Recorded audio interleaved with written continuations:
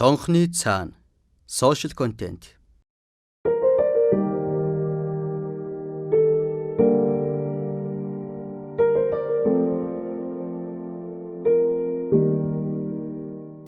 Намайг Цэрэнд оржийн Наран ханд гэдэг соёл судлаач багш. Их өрийн судар өрийг хүмүүжүүлэх судрыг сүүлийн 7 жилийн хугацаанд хийж гаргасан. Гэрт амьдрах ер нь их сайхан л та. Анх 2007 онд гэрээ барьжсэн. Тэр үеэс хойш ер нь нэг ч удаа хураагаагүй.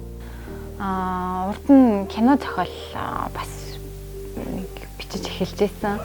Кино зохиол анх 2010 онд амьдрал тавтаа морил тэгээд Ловрын хот гэд 2 кинон дээр ажиллаж исэн. Гэтээ кино бичнэ гэдэг бол хүн байх тухай мэдлэг дутуу үед бол бас дэмий хаа гэж бодоод тухайн үед бол архижсэн. Их өрийн судар 2012 онд анх бичигдэж эхэлсэн. Анх их өрийн судрыг хийж байхад би яг өөрөө жирэмсэн байсан байхгүй юу. Тухайн үед болохоор би ээж болцсон тий. Тэгсэн байж бас ээж хүн ямар байх ёстой ингээ сайн мэдлэг дутуу. Тэгэл мэдээч л эмэгтэй хүн юм чинь их сайн ээж байх юмсан, хүний сайн хань байх юмсан гэж хичээн штэ тий. Тэгээд тэр мэдлэг нь надад илүү сонирхолтой байсан учраас ийшээ ингээ ороод одоо бараг сүүлийн 7 жил бол зөвхөн судрын ажил тэгэл ингээ амьдэрсэн байна. Судраа бичиж суусаар агаад бараг хавар цагаан сарын өмнөхний хот руу орсон. Тэгээд мэддэхгүй гэцтэй яваал. Тэгэл нэлээд том гэцтэй хот руу ирж исэн. Одоо бүхэл юмыг нь яг өөрийнхөө бие дээр туршаал. Тэгээд яг үнэхээр энэ үнэн нүү.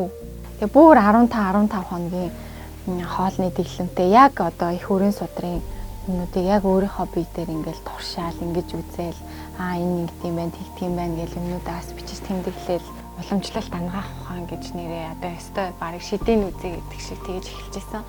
Тэгээ маа дунд хүүчин яг судрын дагав бит хоёр ерөөсө 20 минутын дотор ямар ч асуудалгүй тэгж төрж чадсан. Тэгээ баг хүү дээр ч ихсэн бас л судрын мэдлэгээр өгшөө илүү юмнуудыг өөр дөрөд туршаал баг хүү маань бол 15 минутанд төрсөн. Тэгээ энийг би олон ээжүүд мэдэж аваасай.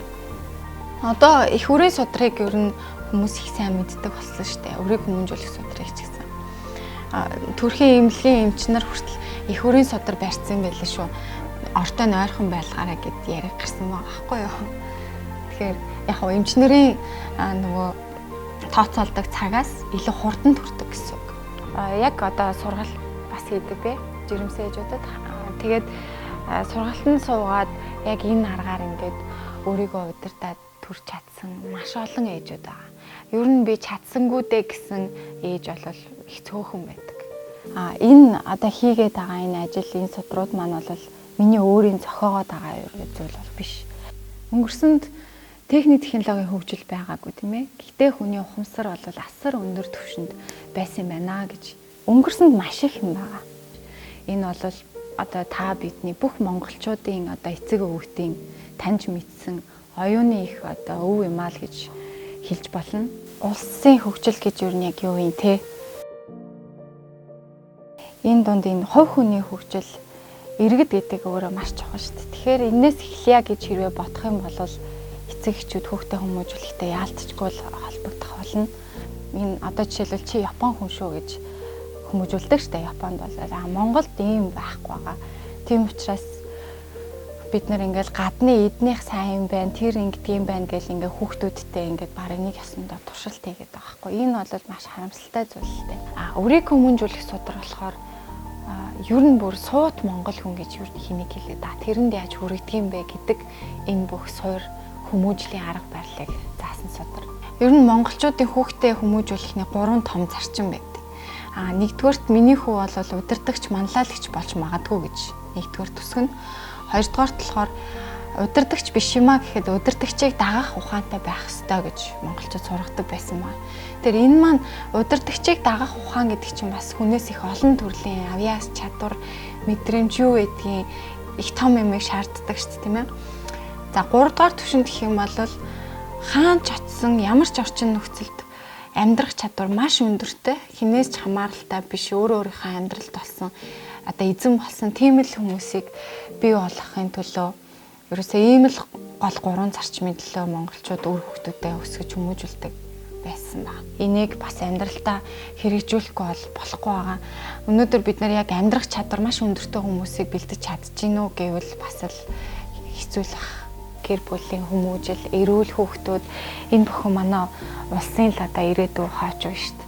Тэгэхээр ирээдүйн хооч үе хүмүүжүүлэхдээ бид нар дэлхийн одоо хөгжлийн давлгаа хаана явж байна те.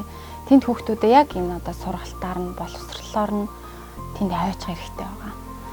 Гэхдээ хүүхдээ одоо хамгийн чухал үе болохын 0-аас 7 нас хүүхдийн энэ хүн болох тэр суур төлөвшил суудж идэг энэ үед нь бид нар энэ яг монгол хүнд тохирсон бидний тэр өнгөрсөнд олж таньсан тэр ухаануудыгаа одоо авчирч хүүхдүүдтэй хүмүүжлийн суур нь өөрөө монгол байх юм бол энэ өөрөө зөв хүмүүжил болж байгаа. Дэлхийн түвшинд өрсөлдөх чадвартай.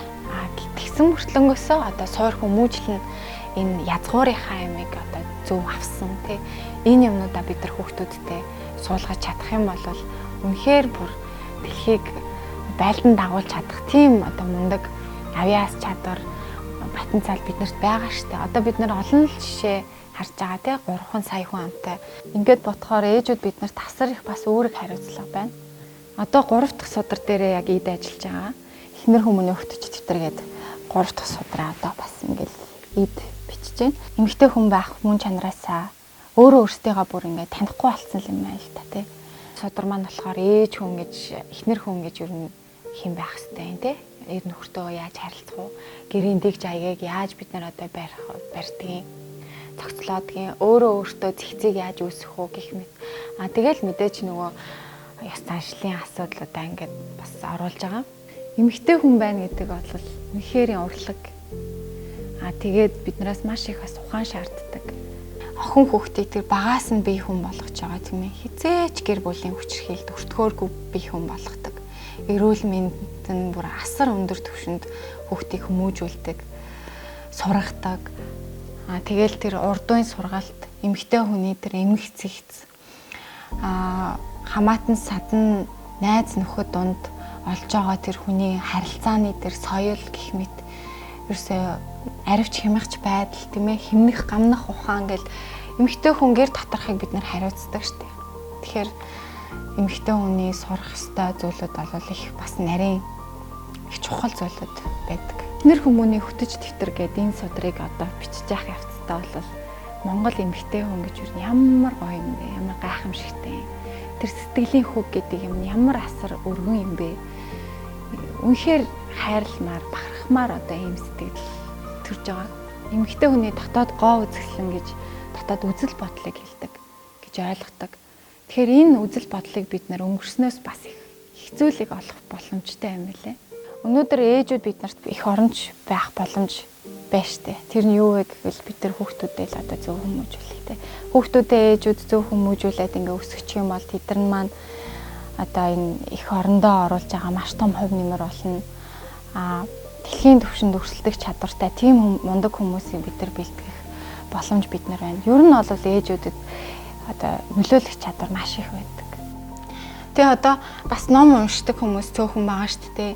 Энэ судруудыг болж өгвөл би монгол хүн болгон мэдээсэй гэж хүсдэг. Тэг зөвхөн ном болгоод судар болгоод ингээ гаргах бас хангалтгүй л байна л да.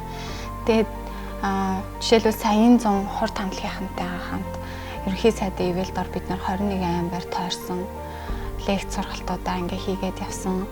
Сайхан бус туваараа яваад ирсэн гэх мэт.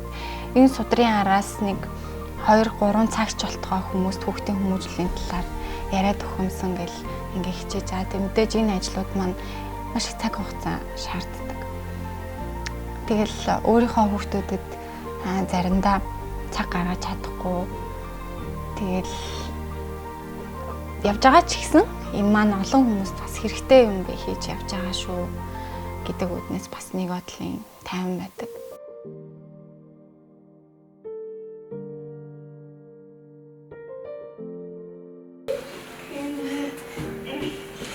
Ой байна. Ээжтэй хайртай юу? Би бүх хүмүүст хайртай юу? би бүх хүмүүст хайртай. За баярлалаа.